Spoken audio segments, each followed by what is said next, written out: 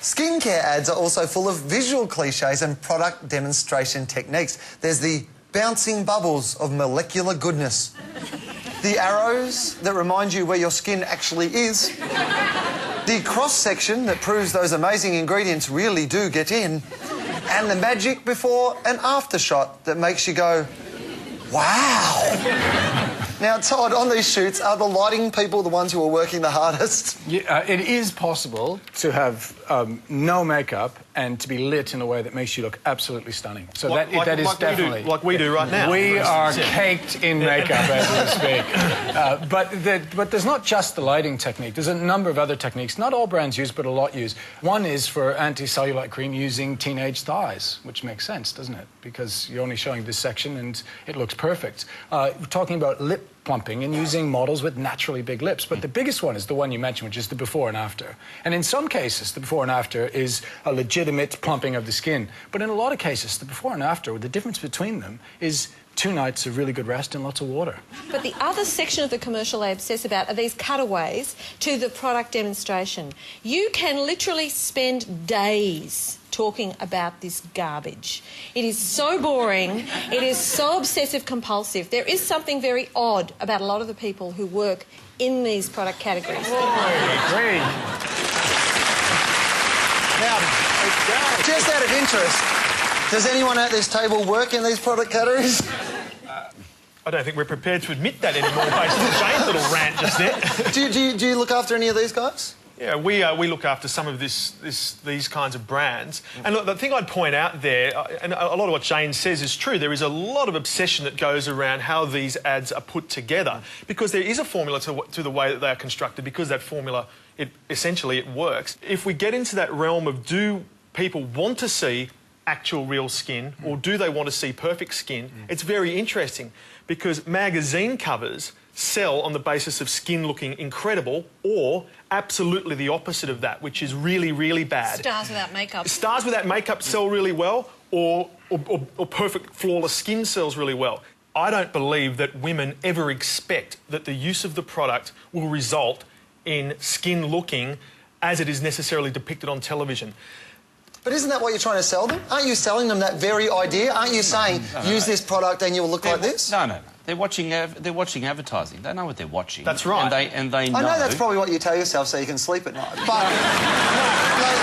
Fair enough. I think what we're selling is actually quite sad in a way.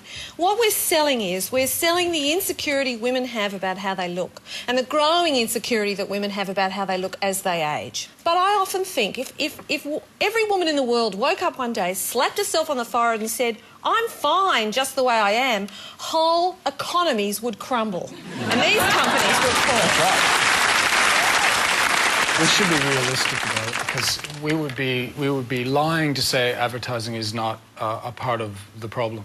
But we'd also be naive to believe that advertising is the problem.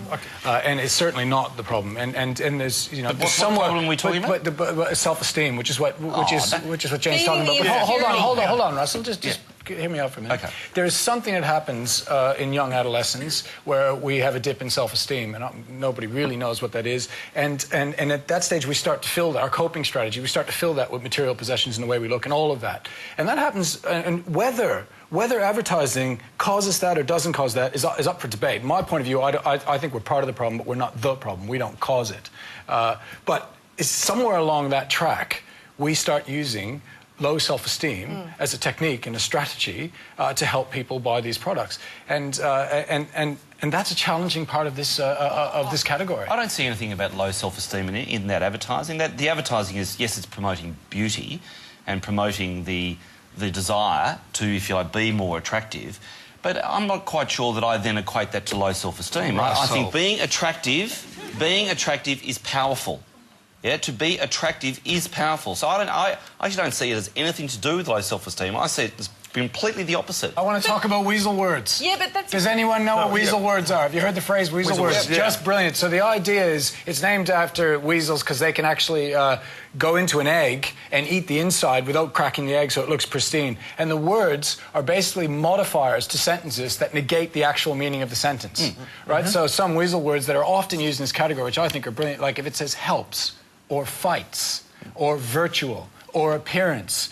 Legally, all of those are true, because the word has negated the actual claim, which is it does this, it does that, it sorts this, it fixes this. Yeah, that's right. My favourite of those ones was the Oil of Olay helps fight the 7 signs of ageing one, which I just would sit there and go, I didn't know there were 7 signs of ageing. Now I'm crapping myself. What are they? You get old, you dye your hair blue, you watch the ABC more, you can't use an ATM, but you love poker machines. You know, if you're a man, you wear your belt around your nipples. If you're a woman, you wear your nipples around your belt. What are they?